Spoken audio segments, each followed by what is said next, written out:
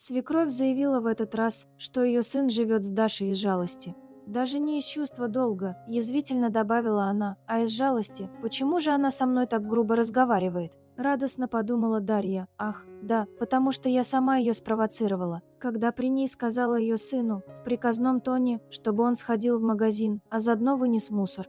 Да как она смеет так разговаривать с моим сыном? Возмущенно подумала в тот момент свекровь, кого она из себя возомнила. Да она счастлива должна быть, что он вообще женился на ней, а она веревки из него вьет. По магазинам заставляет ходить, мусор выносить заставляет, и все это даже не в виде просьбы, нет, в виде приказа. Виданное ли дело? И вот как только Андрей, забрав пакет с мусором, ушел в магазин, свекровь не выдержала и сказала Дарье первую пришедшую ей в голову гадость, что Андрей живет с ней из жалости. «Начинается», – радостно подумала Дарья, она думает, что настроение мне испортила, приехав без приглашения. И хочет с мужем меня поссорить, и где, в моем собственном доме, не выйдет, ты здесь не хозяйка. А в своем доме я делаю все, что захочу, не понравилось, что в магазин его отправила и мусор выносить. А нечего было приезжать, когда тебя не ждут, подожди, дальше еще не то будет.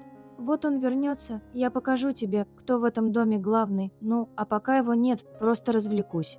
Дарья сделала грустное лицо, тяжело вздохнула и обреченно махнула рукой. «Да нет, Ядвига Казимировна», – с горьким сожалением произнесла она, – «не жалеет Андрей меня нисколечко. Если бы он меня действительно жалел, то у нас сейчас не было бы двоих детей. И жили бы мы не в трешке, на первом этаже пятиэтажного дома, а в шикарном особняке на берегу моря, нет. Не жалеет он меня». У свекрови от возмущения ноздри раздулись и глаза большими стали. Вот же наглая. Подумала Ядвига Казимировна, другая бы, на ее месте, тише воды, ниже травы, руки бы ему целовала. А она недовольна, бесстыжая, о дворцах мечтает на побережье. «Я тебе покажу дворцы. Я тебе такие дворцы покажу, век помнить будешь. Посмотрим, как ты запоешь, когда он от тебя уйдет». «А кто говорит, что он тебя жалеет?» – язвительно спросила свекровь. «Я говорю, что живет он с тобой из жалости. Разницу чувствуешь, из жалости к тебе и детям. Вот о чем речь, и если бы не жалость, он уже давно бы ушел к другой. К той, которую любит по-настоящему, а ты пиявка, присосалась и не оторвешь, сама пиявка», – подумала Дарья. «И ведь какая настойчивая в своих стремлениях, просто удивляюсь, твою бы эту настойчивость да в мирных целях». Дарья снова тяжело вздохнула и покачала головой. «Я тоже так думала, Ядвига Казимировна», – спокойно произнесла она.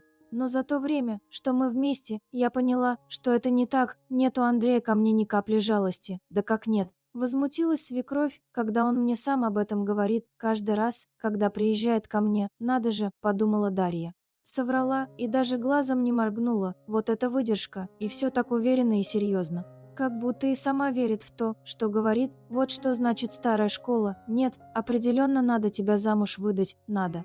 За какого-нибудь заядлого садовода-любителя на пенсии. Есть у меня один на примете, друг отца, дядя Вася. Недавно 4-й раз развелся. Он тебя быстро научит пропалывать грядки, отличать Антоновку от белого налива, выращивать гладиолусы и дорожить свободным временем.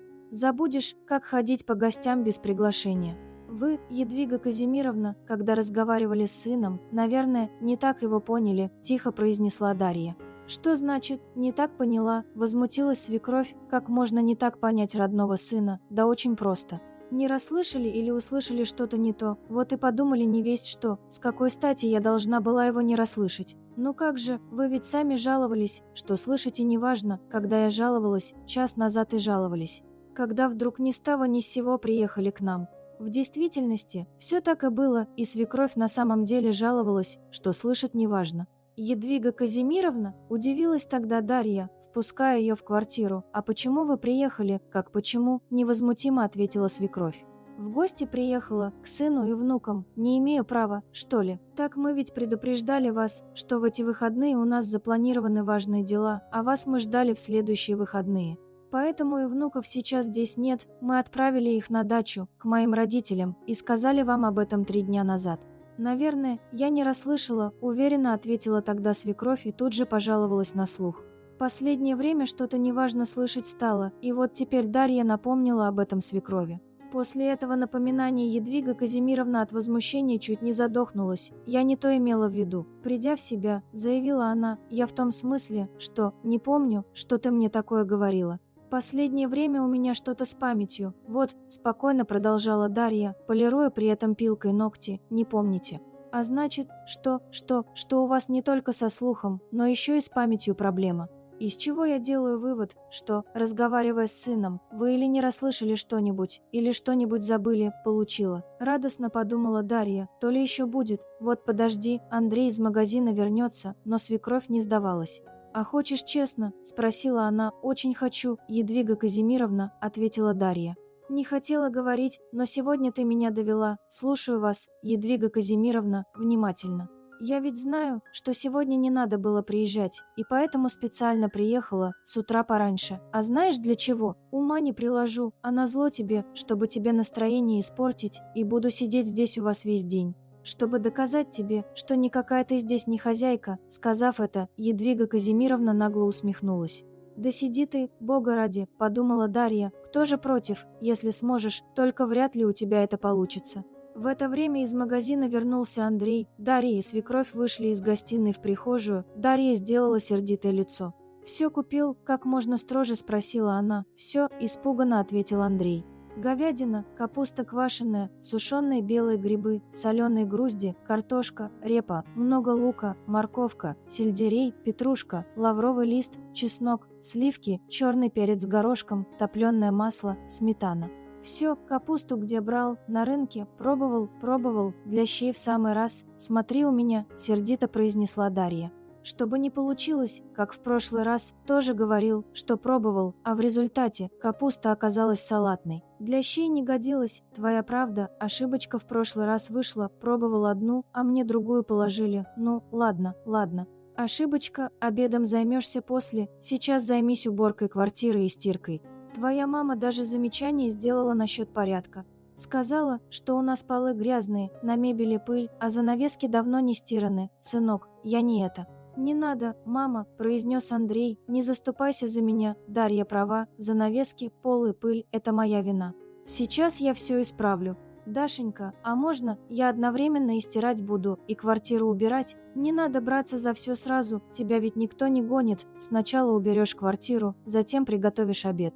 После обеда вымоешь окна, а уже в последнюю очередь займешься стиркой». «А можно я сначала окна помою, а потом обед сварю?» – спросил Андрей. «А после обеда уберусь в квартире и постираю белье?» Свекровь стояла, прислонившись к стенке, и тяжело дышала. «У вас все хорошо, Ядвига Казимировна?» – спросила Дарья. «Вы как-то странно выглядите, присядьте». «Нет», – слабым голосом ответила свекровь, присаживаясь на табурет. «У меня все в порядке, за меня не беспокойтесь».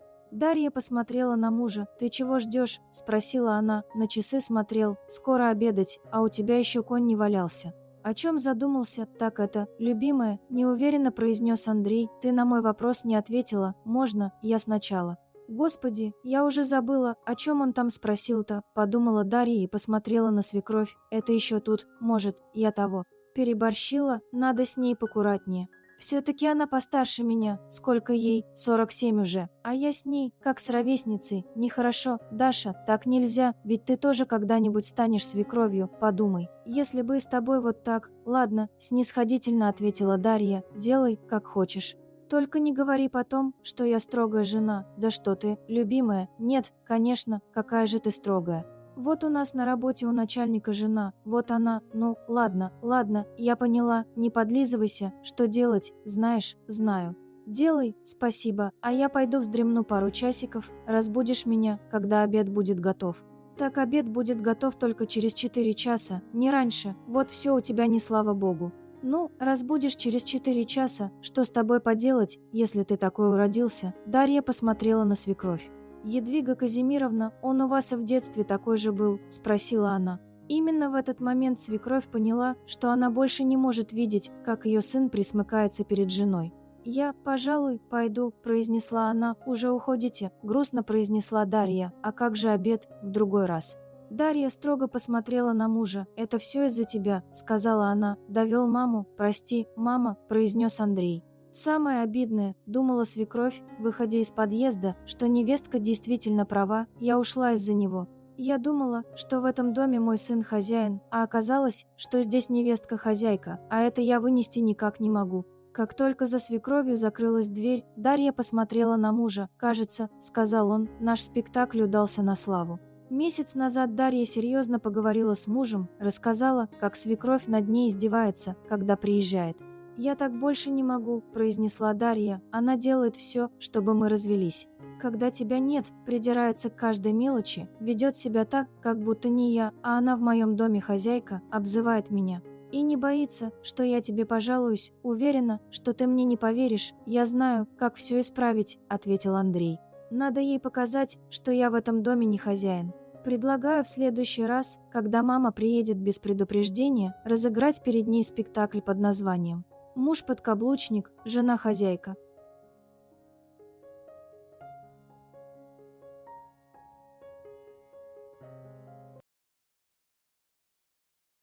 All right, everyone's presentations are done. Nick, the manager, said as he tried to move the discussion forward. Excuse me, I haven't. I recently found out something. Nick interrupted me and began to speak. There's apparently someone in this department who didn't graduate high school and is just a part-timer. Meetings should be for employees only. Absolutely right. His lackey, Mike, of course, agreed with Nick. I'm leaving. After leaving the meeting room, I started to shut down my computer. I noticed that an email had arrived, not in my personal inbox, but in the company's shared email. Thinking, there's no point in speaking up, no one will listen, I went home quietly. The next day, I heard a commotion from Nick's desk. He was staring at his computer screen, his face pale. Nick? Is something wrong? Mike looked at the screen with him. And he turned even paler than Nick. Why is he so angry? Knowing the reason for Mike's distress, I thought to myself, serves them right. My name is Adam. My mother passed away when I was in the 9th grade, and I was raised by my father. Well, you could hardly call it being raised. After my mother passed, my father changed. He drowned his sorrows in alcohol, and though he still went to work, he squandered our living expenses on horse racing. Because of that, I had to start working part-time as soon as I entered high school. Every month, I went to the convenience store with bills in hand that couldn't be auto-deducted from my father's account. Even though I endured it because I didn't want to be alone, I reached my limit in my second year of high school and dropped out. I found a live-in job at a distant inn. Thank you for everything. The day I left home, my father, still staring at the TV, spoke. Take care. That was our last conversation. Back then, 18 wasn't the age of majority, so I needed my father's permission to work, and I couldn't hide my place of employment. Yet, my father never visited me even once. I kept working just to survive, and before I knew it, I was 42. Years of hard work paid off, and I was transferred to the headquarters. I was thrilled to be recognized by the company, as I thought I'd be working in the field until retirement due to my lack of formal education. Listen up. Our work can change the future of our employees. Don't drag us down. On my first day after the transfer, Nick, dressed in an expensive suit, spoke sternly. There was a reason for this. Our inn was located in a prominent tourist destination, known so well that everyone in the state could sing its commercial jingle. At its peak, we had 5 locations within the state. But that was long ago. Due to financial difficulties and aging facilities, only the place where I had worked for many years and the original establishment remained. I was prepared to lose my job anytime, but now there was a glimmer of hope. With the rise of social media, the tourist area where the inn was located started gaining attention again.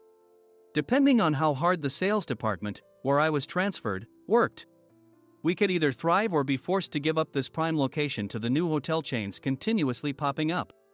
For Nick, who had switched careers from another industry to strengthen our sales, this was a battle he couldn't afford to lose. I understood why he had to be strict. I will do my best. Nick sneered at my enthusiastic declaration. Did you not hear what I said? I'm sorry. I thought I was listening carefully. Out of habit from years of customer service, I apologized reflexively, though I had no idea what had offended him. Someone was watching me with a smirk. In this department, there are those who are expected to excel and those who have been shoved here because they have nowhere else to go. You are the latter. It was Mike, the section chief. He's 7 years younger, at 35.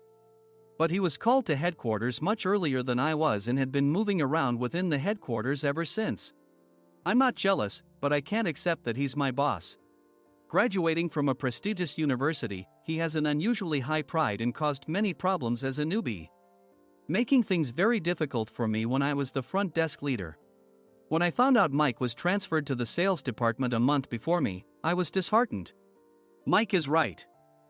With just a middle school diploma, there's not much you can do. Don't even think about achieving results. As if I didn't exist, Nick remarked, "I'm thirsty." Mike eagerly ran to the coffee maker. It seems Mike is Nick's lackey. I regretted being happy about my transfer to headquarters, wishing I had stayed on site forever. Send a direct mail to every company on this list by the end of the day. Nick only assigned me tasks that even a new graduate could handle. What? There are over 1,000 companies. You want me to send to all of them by today? Yes, if you and your fellow misfits split the work, even those with nowhere else to go should finish by today. I glanced at the employees typing away expressionlessly. They were worn out from customer service, only thinking about leaving on time, or were women reassigned after having children, with zero motivation for work. Even Sam, a new graduate from the same university as Mike, who was supposed to be among the expected achievers, had no enthusiasm for the job, having joined the company wanting to do customer service. I don't care what they say, I plan to quit anytime, he said. Only Nick and Mike were highly motivated, making all the decisions between the two of them. I originally only wanted to work at the inn to survive and had no particular attachment to this job. I swallowed my words, thinking I had no right to reprimand them. About a month after the transfer, Nick told us with a frustrated look. To commemorate the 50th anniversary, we've decided to create a plan exclusive for one group per day. Originally, Mike and I were supposed to come up with it, but our president, Mr. Thompson, insists on hearing everyone's opinions. So, you all get a chance. As Nick explained, Mike began handing out prints. Make sure not to embarrass Nick. If your ideas are half-baked, you'll have to redo them. It seemed that they had printed his handwritten notes by Mr. Thompson, which included several questions and a section for free responses. It made sense why Nick had to seek our input, given that all responses had to be submitted to Mr. Thompson. We were given a week to think about it, and a meeting was scheduled to compile our ideas. My plan is to let guests enjoy both the old and modern America. Nick began the presentations. Guests would watch a master confectioner at a nearby traditional sweet shop make sweets in front of them. The welcome drink would be premium tea in a bottle. Nick's plan was certainly attractive. After his presentation, Nick called on us to present in the order we were seated. Just as I stood up for my turn. All right, everyone's presentations are done. Excuse me, I haven't. I recently found out something. Nick interrupted me. There's someone in this department who didn't graduate high school and is just a part-timer. He was likely talking about me. I joined the company as a part-timer and was made a full-time employee when I turned 20. That was 20 years ago, so Nick and Mike probably had no chance to know until recently. Meetings should be for employees only. Absolutely right. After that, Nick kept creating opportunities to solicit everyone's opinions, purposefully excluding me from speaking. The meeting unexpectedly heated up and went past the scheduled end time. A few people asked to leave, and the discussion continued with the remaining few. Still here? Normally, you'd leave in that situation. Though I had no attachment to the job initially, hearing kind words from customers made me want to make them happier. For someone like me, with nowhere to go, the inn was my home and customer service was my life. I felt pathetic about my current self. I'm leaving. I left the conference room and started shutting down my computer. I noticed an email had arrived, not in my personal inbox, but in the company's shared email. Thinking no one would listen to what I had to say anyway, I quietly went home. The next day, while preparing the DM as instructed, I heard a commotion from Nick's desk. In his haste to stand up, he hit his knee on the desk. He stared at his computer screen, his face pale. Nick! What's wrong? Mike, thinking he should be the first to rush over, approached Nick while still wearing his coat. He peered at the screen with Nick. And he turned even paler than Nick. Why is he so angry? Who is responsible for this company? Nick, more irritated than ever, asked, and Mike answered without checking. Probably Sam. Sam wasn't there because he was attending a morning training session for new hires. Nick gave up on getting angry and returned his gaze to the screen. They were looking at an email that arrived right after the end of the working day yesterday. Apparently, no one, including me, had checked it before leaving. The email was from a large company that used us for their annual employee trips. The president and executives of that company also frequently used our services personally. President of the company, Mr. Mason himself, had declared that neither he nor his company would ever use our services again. Well, some companies cancel their employee trips or stop using our services due to financial struggles. Let's just move on. Mike kept wiping the sweat from his forehead with a handkerchief. Knowing why Mike was so agitated, I quietly watched their interaction. Do you know how much revenue we get from that company? We can find other guests to fill the rooms, but we'll lose the banquet costs, gift shop revenue, rental car fees, and more. Moreover, the gifts were supposed to be prepared by the traditional confectionery shop involved in Nick's proposed plan. If it's known that we incurred such a huge loss at this critical time, Nick's position in the company would be jeopardized. Nick took a deep breath, seemingly trying to calm himself. All right, Mike. Go to New York right now and apologize to Mr. Mason. What? You're coming with me, right? I have urgent work to do. I trust you, which is why I'm entrusting this to you. Please. Mike, believing Nick's sincerity, agreed with a determined look on his face, saying, yes. That's Nick for you. Even if Mike went to apologize, Nick would shift all the blame onto him if the client didn't change their mind.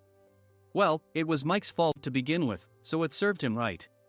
About 3 hours later, Sam answered a call from somewhere and repeatedly apologized, saying, I'm very sorry. Everyone watched to see what was happening.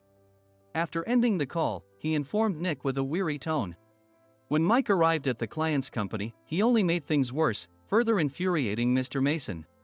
He was demanding, get his boss here immediately. It was no wonder Sam was exhausted, dealing with such a call right after returning from training. What is that idiot doing? All right, Adam, you're coming with me. If sacrificing Mike didn't work, then I must be next. Normally, I'd want to refuse at all costs, but I saw an opportunity in this situation. If I can be of assistance, I'd be happy to join you. I obediently followed Nick, and we flew to New York.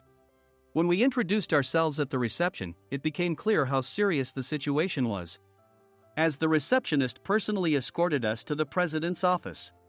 Angry voices leaked through the door, making both Nick and me uneasy.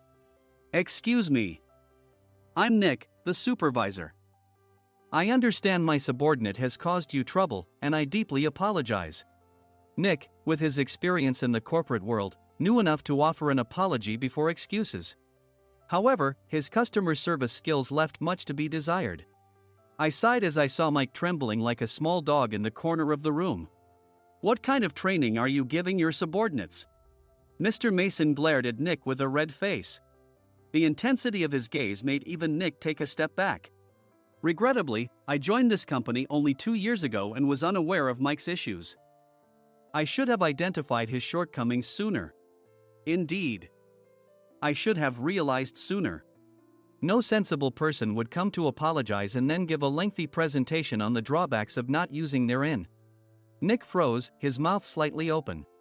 Suspecting the worst, I picked up the documents that had fallen to the floor. It seemed Mike hastily prepared these documents on the plane, listing the disadvantages.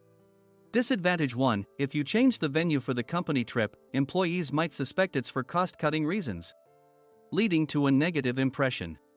Reading it aloud half-jokingly, Nick snatched the papers from my hand and checked the contents with a furious expression. Among the stack of documents was a receipt from a nearby convenience store's copy machine. I felt a pang of dread, hoping he hadn't shown the receipt as well. What do you think he said when I asked what kind of nerve he had to do this? I'm very sorry. Faced with the dire situation, Nick must have thought there was nothing left to do but apologize. In a voice smaller than I'd ever heard from him, he uttered words of apology. He said, I'm a Harvard graduate. I don't believe I said anything wrong. Mike, what have you done? Forgetting his plan to pin the blame on Mike, Nick yelled loudly, even in front of Mr. Mason. "I didn't do anything wrong." "You're still saying that? Look at him." Mike pointed at me with a shaking hand. "I was assigned to headquarters in my 20s and now I'm a section chief. This guy only made it to headquarters at 42. Everything I've done proves I was right. So why are we losing the contract?" Having said his piece, Mike collapsed to the floor. "Of course. You were sent there because you had nowhere else to go." Mike never expected to hear such words from someone he looked down upon. He lunged at me, and Nick hurriedly stepped in to stop him. "Mr. Thompson told me Mike is a quick thinker, and to take good care of him." There's no way he was pushed aside. "Don't make things worse here." "He didn't say quick thinker, he said only quick-witted, didn't he?" I don't remember that part." I recalled the many troubles Mike caused when he was a newbie. When Mike was on the front line, his pride was so high that he never apologized to customers. Customer service, especially in our job, doesn't work alone. It brings both good and bad situations. If the front staff or housekeepers made mistakes, or the cleaning company didn't properly clean a room, one had to apologize to the customers regardless of personal fault. Mike, in such situations, would never apologize, insisting he wasn't at fault. This often angered customers, and as the front desk leader, I frequently had to apologize on his behalf. He caused complaints and disrupted operations, which is why he was quickly moved to headquarters. In departments where he didn't interact directly with customers, his quick thinking was beneficial and things went well. But it seemed his flaws were starting to show. Corporate reservations are supposed to be entered into the system by the sales representative. But a quick check yesterday revealed that more than 10 items were missing from the client's reservation. The handover document clearly stated what needed to be prepared. Why didn't you enter it into the system? Why do we have to give them special treatment? Filling rooms near the banquet hall, setting up all the food in advance. Specifying the brand of wine, they're too demanding. No wonder he always angered customers, I thought, feeling a headache coming on. Grouping them in rooms near the banquet hall is for our benefit too. It makes it easier for the staff to set up beds and serve breakfast since everyone's schedule is synchronized. As for the other requests, Mr. Mason suggested them to lighten our load. I didn't know that. Nick finally seemed to realize that Mike was the one who had angered the client. What did you say to them? I just told them we wouldn't give them special treatment anymore. We shouldn't waste effort on things that don't bring in money. I was utterly exasperated at his lack of understanding of customer service. Of course, we shouldn't comply with unreasonable demands. But carrying over successful practices from past stays makes customers feel remembered and enhances their experience. Good memories encourage repeat visits. That's part of our job. I looked down at Mike, who was sitting on the floor. In our job, nothing is a waste. Mr. Thompson likely moved you to the sales department, hoping you'd finally understand this. How do you think he feels now that you've failed to meet his expectations? Mike, tears in his eyes, fled the president's office. I was amazed he still hadn't apologized. You have it tough, Adam. It's okay, we're all employees of the same company. I deeply apologize for this disrespectful incident. Especially after all the care you've shown us. If it weren't for you, Adam, I really would have stopped staying here. When I heard you were moving to the sales department, I was willing to reconsider if you handled it. Seeing us talk so amicably, Nick's face contorted. Do you two know each other? Adam's service is excellent. I always requested him specifically. Normally, we don't accept specific staff requests, but we made an exception for Mr. Mason, adjusting my shifts accordingly. He had personally stayed at our hotel just before my transfer, and during casual conversation, I mentioned, I'm moving to the sales department soon. If I hadn't told him then, things could have been much worse. Please continue to take care of us. I look forward to it. On the return flight, Nick awkwardly offered me a can of beer. It's still working hours. Of course, I had no intention of forgiving him for a single beer. Nick might try to pin everything on Mike and avoid any consequences. While pondering this, a startling fact came to light. Nick, the the tea bottles for the plan have arrived. I handed Nick a bottle labeled with our inn's name. They look good. What are you talking about? These are plastic bottles. I had assumed we would use the trendy, high-end bottling tea. But what arrived were ordinary plastic bottles of tea with customized labels. The only unique aspect was the label, which had the inn's name, making it look customized. Upon further investigation, I discovered that a substantial amount of money was set to be paid to the tea company. It was priced like bottling tea. Does this plastic bottle really cost $100 each? The tea inside is specially blended for us. The extra cost is for that. Wouldn't it be better to use another tea company? Or is there a specific reason we must use this one? As Nick continued to make excuses, I showed him a printed email. I informed the tea company's president, Mr. Mitchell, that we discovered irregular payments and he confessed. He said you two were high school classmates and planned to split the extra money. That idiot. Why did he confess? That's not important. You should worry about yourself, this could turn into a police matter. Opening the bottle cap, I suggested. How about calming down with this tea? It supposedly has a relaxing effect. Nick drank the tea frantically. In the following days, decisions were made about their fates. Mike was reassigned to the General Affairs Department, with no chance of transfer or promotion, as per Mr. Thompson's orders. As for Nick, since the payment to the tea company hadn't yet been made, he narrowly avoided legal trouble. Instead, he was encouraged to leave the company, and to avoid further complications, Nick submitted his resignation. Rumor has it that connections between HR departments have made it difficult for him to find new employment.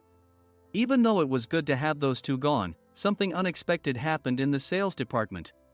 Everyone became motivated and united in refining the 50th anniversary plan. In the end, my plan was adopted. We collaborated with the Tourist Information Center to provide personalized guides. The plan, tailored to the number of guests, was truly special for the 50th anniversary. Hey, is Adam's family coming to stay? I immediately booked that special plan for my family. Sam noticed it on the reservation list and quickly picked up on it. Yes, I'm inviting my father. That's great. I might invite my parents too. I lacked the courage to face my father just as Adam. But here, with the confidence Mr. Mason praised, I felt ready. The 50th anniversary plan was a perfect opportunity to reconnect with my father. I hoped to bring back the days when we could laugh together as we once did.